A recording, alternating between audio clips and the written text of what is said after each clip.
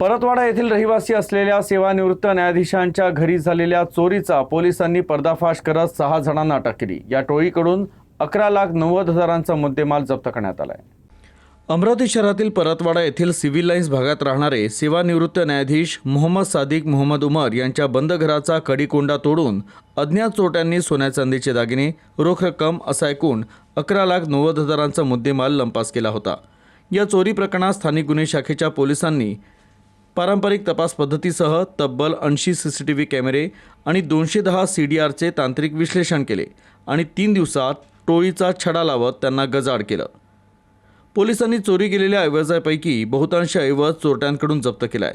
या गुन्ह्यात पोलिसांनी श्रीरंग रत्नपारखी, प्राशिक बारसे, आकाश उर्फ कुबरा विनोद कंगाले, साहिल उर्फ बंटी वाघपंजर, अक्षय जुंघरे आणि आकाश उर्फ पक्या सुरेश धुर्वे अशा 6 आरोपींना अटक केली आहे।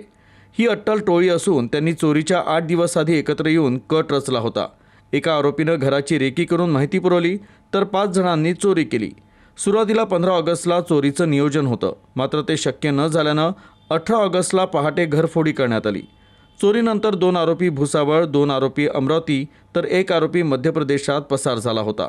या सर्वांना ताब्यात घेण्यात आलं असून 11,22,687 रुपयांचा मुद्देमाल जप्त करण्यात आला आहे।